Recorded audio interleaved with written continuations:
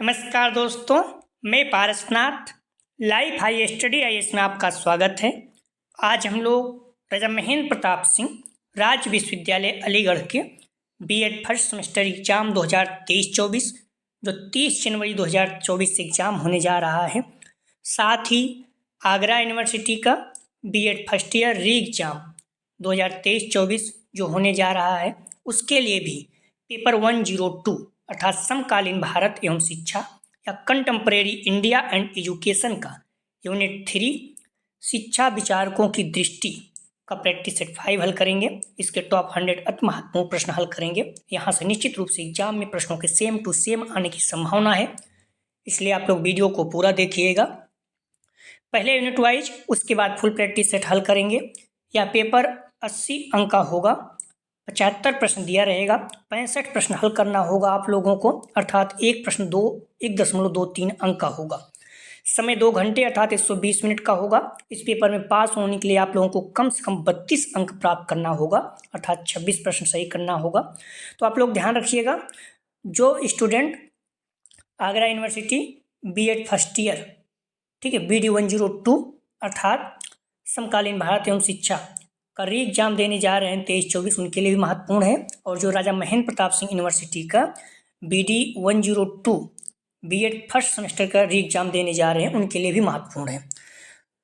तो दोस्तों, प्रश्नों पर आए, लेकिन उससे पहले प्लीज़ आप लोग वीडियो को ज़्यादा से ज़्यादा शेयर कीजिए, जिससे सभी लोगों को लाभ हो सके।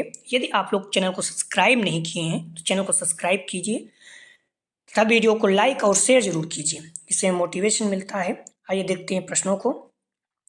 पेपर 102 अर्थात समकालीन भारत और शिक्षा कंटेम्परेरी इंडिया एंड एजुकेशन, इसका यूनिट 3 शिक्षा विचारकों की दृष्टि विजन ऑफ एजुकेशनल थिंकर्स।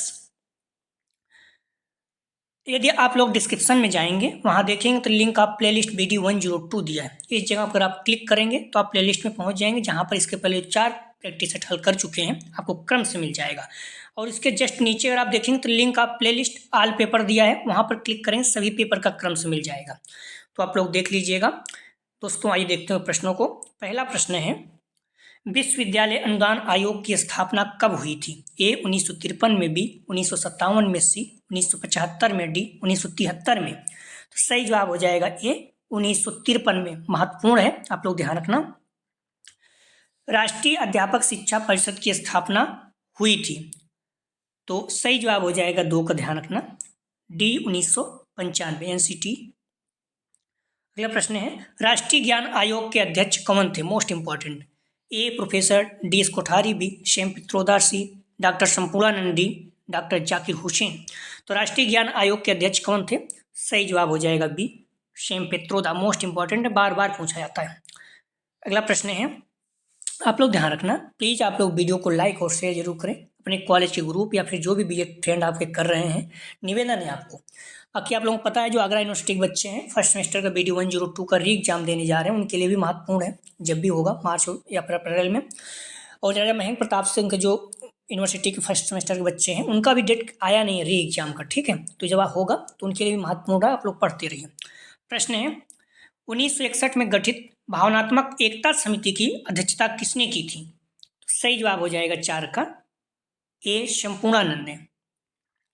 अगला प्रश्न है, लोकतंत्र जनता के लिए और जनता द्वारा निर्मित सरकार है, या किसने कहा था? A Plato, B Abraham Lincoln, C Mahatma Gandhi, D इनमें से कोई नहीं। सही जवाब हो जाएगा 5 का, B अब्राहम लिंकन। अगला प्रश्न है, अंतर्राष्ट्रीय योग दिवस 2023 का विषय क्या है? A सभी के लिए योग, B वसुधैव कुटुंबकम के लिए योग, C लोगों के लिए योग, D मानवता के लिए योग। तो 2023 का विषय क्या था योग का? सही जवाब हो जाएगा, ध्यान रखना, B वसुधैव कुटुंबकम, ठीक है। और अगर 2022 में देखें, मानवता के लिए योग D था। तो 2023 का विषय क्या है? वसुधैव कुटुंबकम, ठीक है, कुटुंबकम, B इसका सही जवाब है, आप लोग ध्यान रखना, आ सकता है एग्जाम में। तो योग दिवस 2022 का थीम क्या था? योगा फॉर यूनिटी, मानवता के योग, ठीक है। 23 का क्या है? वसुधैव कुटुंबकम, ठीक है, जिसका अर्थ होता है धरती ही परिवार है। अगला प्रश्न है, ध्यान रखना,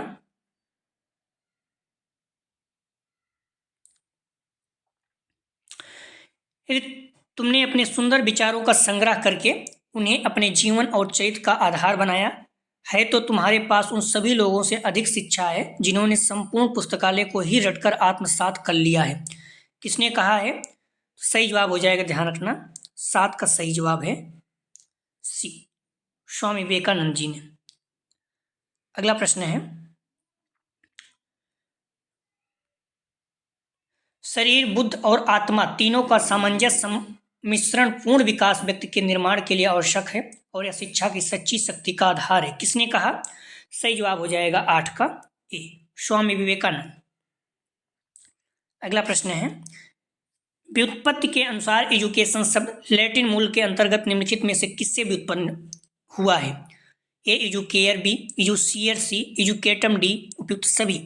सही जवाब हो जाएगा 9 का डी, उपयुक्त सभी। कई कई देखो एजुकेयर ही दिया है, लेकिन ध्यान रखना सभी है। व्युत्पत्ति के अनुसार शब्द एजुकेशन लैटिन शब्द एजुकेयर, एजुसियर और एजुकेटम से उत्पन्न हुई है। एजुकेयर पालन पोषण करना, विकसित करना को संदर्भित करता है, जबकि एजुसियर का अर्थ है प्रकट करना या बाहर निकालना होता है।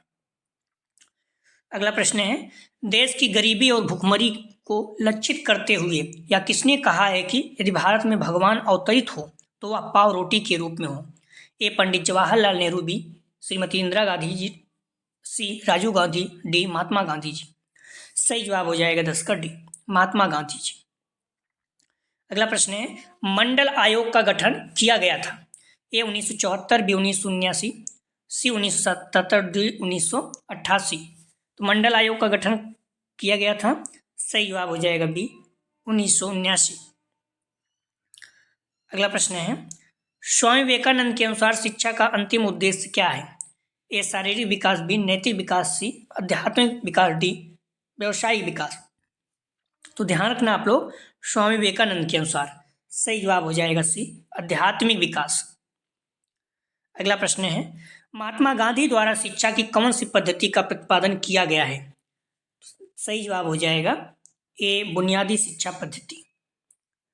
अगला प्रश्न है, महर्षि अरविंद ने किस पत्रिका का संपादन किया था? A young India, B Vande Mataram, सी मातृभूमि, डी इनमें से कोई नहीं। सही जवाब हो जाएगा बी वंदे मातरम। ध्यान रखना, वंदे मातरम महर्षि अरविंद द्वारा प्रकाशित एक अंग्रेजी साप्ताहिक पत्र है। इसका प्रकाशन 1905 में आरंभ हुआ था। अगला प्रश्न है, मनुष्य के अंतर्निहित पूर्णता को अभिव्यक्त करना शिक्षा है, या किसने कहा था? सही जवाब हो जाएगा 15 का बी, स्वामी विवेकानंद जी ने। अगला प्रश्न है, सत्याग्रह का क्या अर्थ है? सही जवाब हो जाएगा 16 का डी, सत्य पर डटे रहना, सत्य के लिए आग्रह करना। अगला प्रश्न है, हिंदुस्तानी तालीमी संघ की स्थापना कब हुई? सही जवाब हो जाएगा ए 1939 में। अगला प्रश्न है, अरविंद आश्रम कहाँ स्थित है? सही जवाब हो जाएगा, महत्वपूर्ण है, बी पांडिचेरी में। बीएड सेकंड ईयर में पूछा गया है आगरा यूनिवर्सिटी में, तो यहाँ पे पूछा जा सकता है। अगला प्रश्न है, श्री अरविंद ने किस साहित्यिक का संपादन किया था? सही जवाब हो जाएगा 19 का डी, कर्मयोगिनी। ध्यान रखना, अगर आप देखेंगे तो श्री अरविंद ने वंदे मातरम और कर्मयोगिनी दोनों का किया था, लेकिन दोनों है तो होता विकल्प दोनों सही होता, लेकिन नहीं तो कर्मयोगिनी ही मान के चले, जो कि ज़्यादा फेमस है। श्री अरविंद की साहित्य कृतियाँ हैं, आप लोग देख लीजिएगा। प्रारंभिक सांस्कृतिक लेखन, एकत्रित कविताएं, एकत्रित नाटकों और कहानियाँ, कर्मयोगिनी जो कि महत्वपूर्ण है थोड़ा सा। योग के लिए आलेख, वैदिक और दार्शनिक अध्ययन, वेद के रहस्य, रासवादी, आग के लिए भजन, ईसा उपनिषद, केन और अन्य उपनिषद, गीता पर निबंध, भारतीय संस्कृति की रक्षा के लिए भारत का पुनर्जागरण, जीवन दिव्य, योग का संश्लेषण, मानव चक्र, मानवता एकता का आदर्श, युद्ध और स्व, भविष्य की एकता, कविता और कला, योग पर पत्र, माँ सावित्री, एक किदवंती और प्रतीक। ये सारी चीज़ें हैं। स्वयं और आश्रम पर पत्र, आत्मकथानक नोट्स, ऐतिहासिक रुचि के अन्य लेख, सारी चीज़ें हैं, आप लोग देख लीजिएगा। अगला प्रश्न है, श्री अरविंद आत्मा को किस रूप में मानते हैं? सही जवाब हो जाएगा ए ब्रह्मा के अंश को। अगला प्रश्न है, श्री अरविंद ने अध्यापन कार्य कहाँ किया था? सही जवाब हो जाएगा 21 का डी, बड़ौदा में। 1896 से 1905 तक उन्होंने बड़ौदा सियासत में राजस्व अधिकारी से लेकर बड़ौदा कॉलेज के फ्रेंच अध्यापक उपाचार्य रहने तक रियासत की सेना में क्रांतिकारियों को प्रशिक्षण भी दिलाया था। अगला प्रश्न है, श्री अरविंद घोष के किस महान ग्रंथ में सत्य की साक्षात्ता का वर्णन है? सही जवाब हो जाएगा 22 का कर्मयोगिनी। अगला प्रश्न है, एक आध्यात्मिक आंतरिक स्वतंत्रता ही एक पूर्ण मानव व्यवस्था उत्पन्न कर सकती है। उपयुक्त कथन किस विद्वान का है? सही जवाब हो जाएगा बी, श्री अरविंद घोष का। अगला ध्यान रखना, सामाजिक विकास के चक्र में श्री अरविंद घोष ने 4 सोपान बताए, इसको ध्यान रखना। द ह्यूमन साइकिल के लेखक कौन है? सही जवाब हो जाएगा 24 का डी, श्री अरविंद घोष। अगला प्रश्न है, नेशनल सिस्टम ऑफ एजुकेशन में शिक्षा के किस उद्देश्य को वर्णित किया गया है? सही जवाब हो जाएगा 25 का, ध्यान रखना डी, ज्ञानेंद्रियों का विकास। अगला प्रश्न है, श्री अरविंद के जीवन दर्शन के सिद्धांत कौन सा है? एक कर्मयोग, बी भक्ति, सी समर्पण, डी उपयुक्त सभी। सही जवाब हो जाएगा डी, उपयुक्त सभी। गांधी जी के पत्र का क्या नाम था? सही जवाब हो जाएगा 27 का बी, हरिजन। महात्मा गांधी ने सन 1933 में अंग्रेजी साप्ताहिक पत्र हरिजन की स्थापना की, इस पॉइंट को ध्यान रखना। अगला प्रश्न है, बेसिक शिक्षा का कौन सा मुख्य सिद्धांत नहीं है? नहीं है एक, ए समवाय पद्धति, बी स्वावलंबन, सी शिल्प केंद्रित शिक्षा, डी साहित्यिक शिक्षा। सही जवाब हो जाएगा डी, साहित्यिक शिक्षा। अगला प्रश्न है, श्री अरविंद के अनुसार शिक्षा का उद्देश्य प्रकृति की सर्वोत्तम शक्ति है। सही जवाब हो जाएगा 29 का ए, एसेज ऑन द गीता भाग 2। अगला प्रश्न है, स्वामी विवेकानंद जी ने जिस धर्म सभा में भाग लिया था वह कहाँ हुई थी? सही जवाब हो जाएगा 30 का, ध्यान रखना डी, अमेरिका में। अमेरिका के शिकागो का धर्म संसद 1893 में हुआ था, जो कि बहुत ज़्यादा फेमस है, आप लोग देखे होंगे, पीसीएस वगैरह में भी पूछा गया है। अगला प्रश्न है, स्वामी विवेकानंद जी के अनुसार आध्यात्मिक सत्य पर किसका अधिकार होना चाहिए? सही जवाब हो जाएगा सी, पंडितों का। विवेकानंद के अनुसार मूल तत्व 5 हैं। अगला प्रश्न है, इंद्रियों के प्रशिक्षण में क्या नहीं किया जाता है? सही जवाब हो जाएगा 32 का सी, इंद्रिय सुख दिया जाता है। अगला प्रश्न है, स्वामी विवेकानंद के अनुसार शिक्षा का अंतिम उद्देश्य क्या है? सही जवाब हो जाएगा 33 का, ध्यान रखना सी, आध्यात्मिक विकास। अगला प्रश्न है, स्वामी विवेकानंद अध्ययन की सर्वश्रेष्ठ विधि किसे मानते थे? सही जवाब हो जाएगा डी, योग। अगला प्रश्न है, स्वामी विवेकानंद के अनुसार बालिका विद्यालय में किस प्रकार की शिक्षक होने चाहिए? सही जवाब हो जाएगा 35 का बी, केवल महिलाएं। अगला प्रश्न है, विवेकानंद जी के अनुसार शिक्षक कैसे होने चाहिए? सही जवाब हो जाएगा 36 का बी, आत्मज्ञानी। आप लोग ध्यान रखिए, आप लोग बुक और मॉडल पेपर को अच्छे से पढ़ते रहें, हमेशा प्रैक्टिस से हल करें, निश्चित रूप से आप लोगों के बहुत अच्छे अंक आएंगे। जो बच्चे जुड़े रहते हैं, आप कुछ नहीं कर सकते हैं तो अच्छे से बार बार सारे प्रश्नों को याद कर लीजिए, आप निश्चित रूप से 80+ नॉर्मली बन जाएंगे। थोड़ा सा मेहनत करेंगे तो 85, अगर अच्छे से मेहनत करेंगे तो 90+ बन जाएगा। जो बच्चे जुड़े हुए हैं आप उन्हें देख सकते हैं, उनका रिजल्ट बहुत अच्छा आता है। तो प्लीज़ आप लोग वीडियो को लाइक और शेयर कीजिए, अपने जो भी परिचित के बीएड कर रहे हैं सभी को शेयर कीजिए, इससे सभी को लाभ हो सके। और व्यू ज़्यादा आता है तो थोड़ा सा हम लोग मोटिवेटेड रहते हैं। आइए देखते हैं प्रश्नों को। शिक्षा द्वारा बालक के कौन कौन से विकास किए जा सकते हैं? ये शारीरिक, भी मानसिक, से आध्यात्मिक, डी उपयुक्त सभी। सही जवाब हो जाएगा डी, उपयुक्त सभी। अगला प्रश्न है, स्त्रियों की शिक्षा के क्षेत्र में स्वामी जी विरोधी थे। ए स्त्रियों की हीनता के बी, स्त्रियों की दीनता के सी, स्त्रियों की प्राधीनता के डी उपयुक्त सभी। सही जवाब हो जाएगा डी, उपयुक्त सभी। अगला प्रश्न है, स्वामी विवेकानंद का जीवन दर्शन क्या है? ए विस्तृत, भी समन्वयवादी, सी ए बी दोनों, डी में से कोई नहीं। सही जवाब हो जाएगा ए बी दोनों।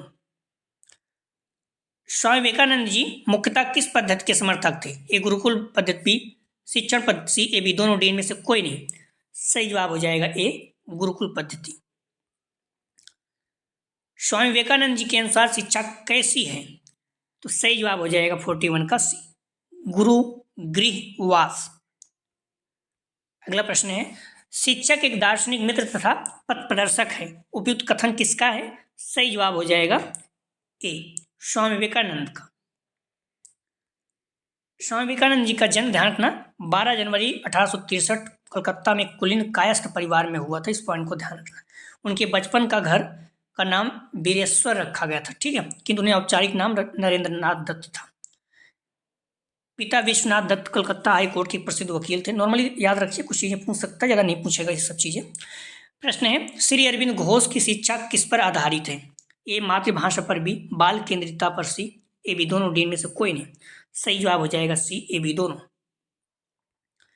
अगला प्रश्न है, श्री अरविंद घोष की शिक्षा दर्शन का आधार क्या है? ए आध्यात्मिक साधन, बी ब्रह्मचर्य, योग, डी उपयुक्त सभी।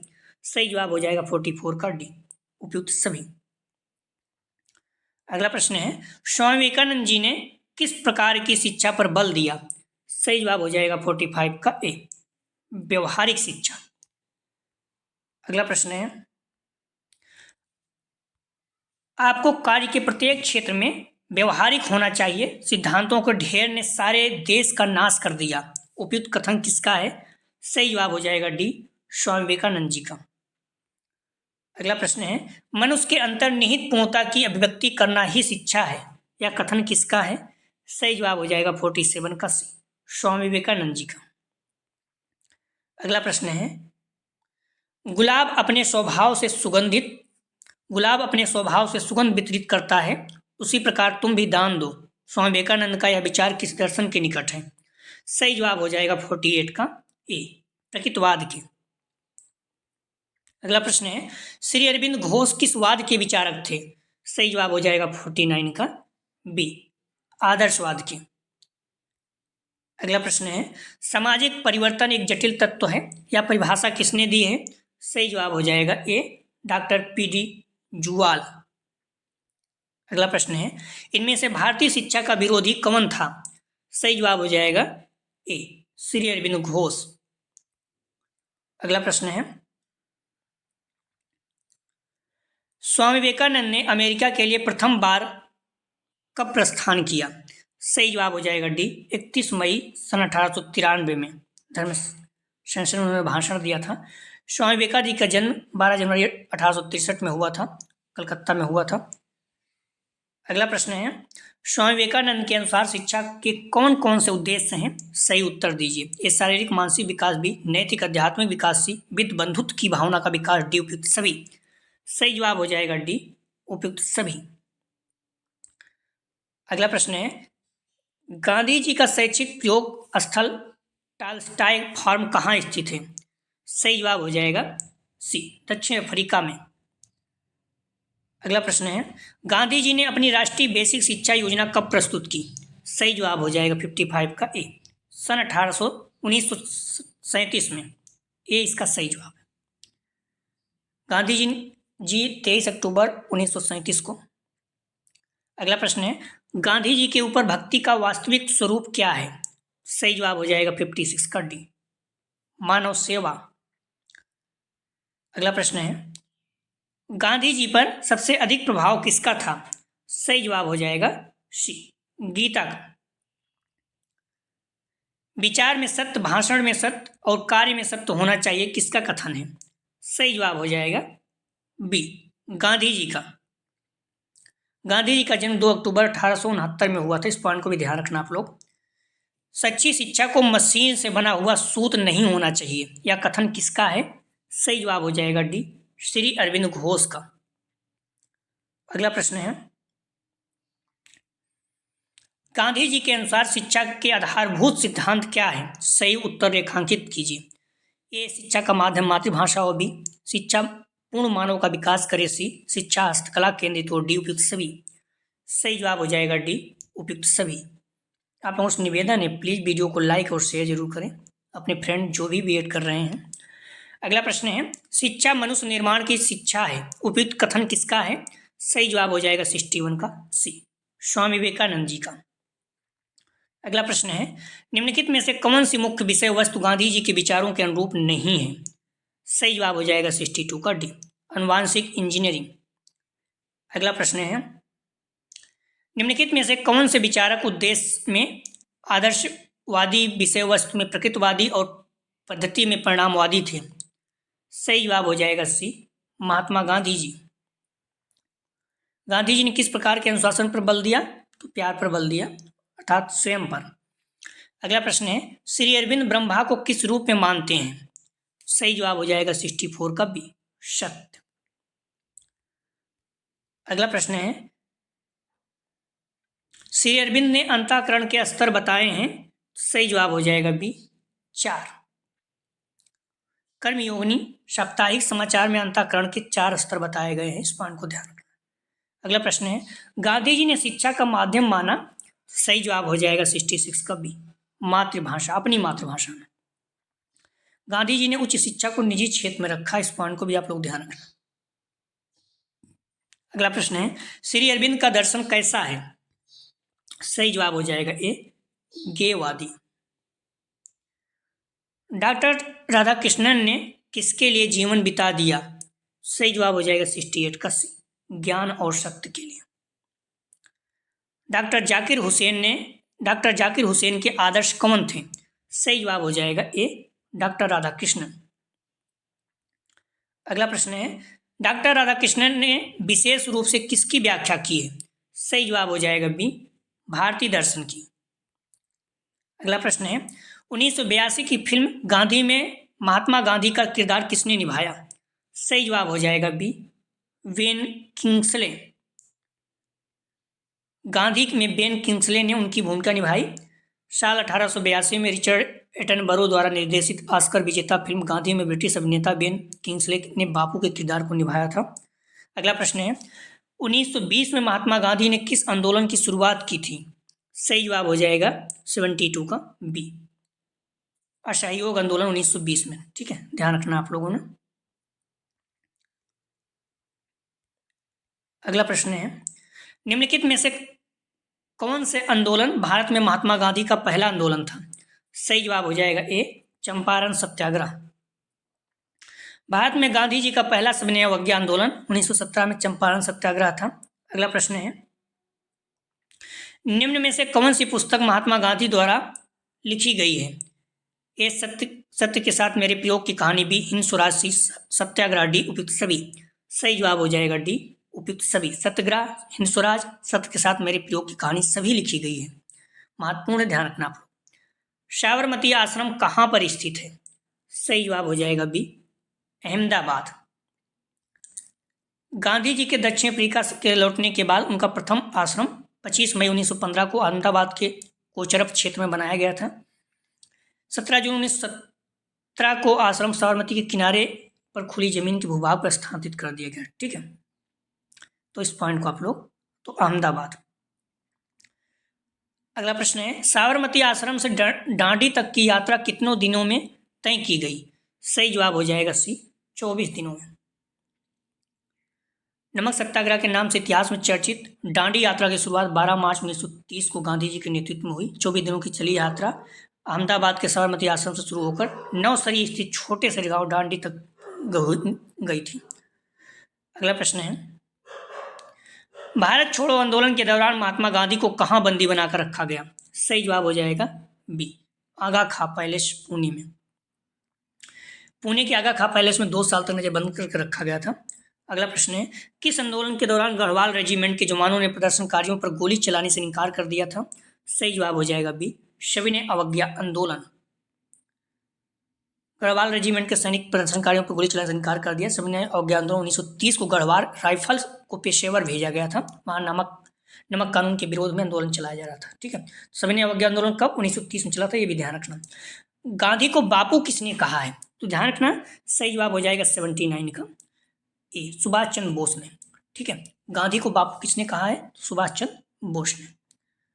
सर्वप्रथम गांधी को राष्ट्रपिता किसने कहा सर्वप्रथम? तो ध्यान रखना, 80 का सही जवाब हो जाए डी, जवाहरलाल नेहरू। अगर आप देखो कहीं तो सुभाष चंद्र बोस भी दिया हुआ है। ठीक है, तो दोनों सही है।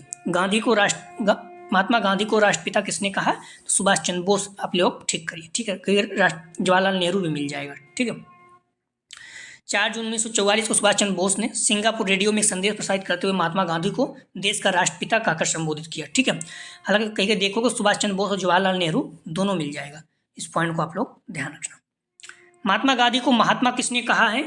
सही जवाब हो जाएगा सी, रविन्द्रनाथ टैगोर जी ने। महात्मा गांधी को महात्मा नाम से सबसे पहले 1915 में जीवनराम कालिदास ने संबोधित किया, इस पॉइंट को ध्यान रखना। एक अन्य मत के अनुसार स्वामी श्रद्धानंद भी 1915 में कहा था। तीसरा मत ये है कि रविन्द्रनाथ टैगोर ने महात्मा गांधी की उपाधि 12 अप्रैल 1919 को उन्होंने दी थी एक लेख में। अगला प्रश्न है, गांधी को अर्धनग्न फकीर किसने कहा? सही जवाब हो जाएगा 82 का ए, चर्चिल। पीसीएस में भी आ चुका है, महत्वपूर्ण है। ब्रिटेन के पूर्व पीएम विंस्टन चर्चिल ने महात्मा गांधी को अर्धनग्न फकीर कहा है। अगला प्रश्न है, महात्मा गांधी को मलंग बाबा किसने कहा? सही जवाब हो जाएगा सी, खान अब्दुल गफ्फार खान। महत्वपूर्ण, बार बार पूछा जाता है। सविनय अवज्ञा आंदोलन के दौरान महात्मा गांधी को उत्तर पश्चिम सीमा प्रांत के कबायलियों द्वारा मलंग बाबा की उपाधि दी गई थी। अगला प्रश्न है, महात्मा गांधी ने राष्ट्रीय आंदोलन में किस आंदोलन के माध्यम से प्रवेश किया? सही जवाब हो जाएगा, ध्यान रखना, 84 का सी, चंपारण आंदोलन, बिहार में। अगला प्रश्न है, ईश्वर सभी आत्माओं के आत्मा है, परम आत्मा परम चेतना उपयुक्त कथन किसका है? सही जवाब हो जाएगा 85 का ए, सर्वपल्ली राधाकृष्णन जी का। अगला प्रश्न है, किस वर्ष में डॉक्टर सर्वपल्ली राधाकृष्णन को टेम्पल्टन पुरस्कार दिया गया था? सही जवाब हो जाएगा डी, 1975 में। 1975 में उन्हें अहिंसा को बढ़ावा देने और ईश्वर को एक समान सत्य को व्यक्त करने के लिए टेम्पल्टन पुरस्कार मिला, जिसमें सभी लोगों के लिए करुणा और ज्ञान शामिल है। अगला प्रश्न है, श्री अरविंद का अंतर्राष्ट्रीय शिक्षा केंद्र कहाँ स्थित है? सही जवाब हो जाएगा 87 का बी, पौंडीचेरी में। डॉक्टर सर्वपल्ली राधाकृष्णन ने किस विषय में मास्टर डिग्री पूरी की? सही जवाब हो जाएगा बी, दर्शन शास्त्र में। डॉक्टर सर्वपल्ली राधाकृष्णन ने 1953 से 1962 तक दिल्ली विश्वविद्यालय के चांसलर भी रहे। अगला प्रश्न है, डॉक्टर सर्वपल्ली राधाकृष्णन को किस विश्वविद्यालय में पूर्वी धर्म और नैतिकता की स्पेल्डिंग प्रोफेसर के रूप में चुना गया था? सही जवाब हो जाएगा सी, ऑक्सफोर्ड विश्वविद्यालय। सर्वपल्ली राधाकृष्णन जी ने 1936 में ऑक्सफोर्ड विश्वविद्यालय में पूर्वी धर्म और नैतिकता के स्पेल्डिंग प्रोफेसर के रूप में नामित किया गया था। अगला प्रश्न है, डॉक्टर सर्वपल्ली राधाकृष्णन ने यूनेस्को के कार्यकारी बोर्ड के अध्यक्ष के रूप में कब कार्य किया? सही जवाब हो जाएगा ए, 1948 में। डॉक्टर सर्वपल्ली राधाकृष्णन ने 13 मई 1952 को भारत के पहले उपराष्ट्रपति के रूप में चुना गया था। 1962 तक रहे और 13 मई 1962 को उन्हें देश के दूसरे राष्ट्रपति के रूप में चुना गया। ठीक है। अगला प्रश्न है, डॉक्टर सर्वपल्ली राधाकृष्णन को साहित्य अकादमी फेलोशिप कब मिली? सही जवाब हो जाएगा ए, 1968 में।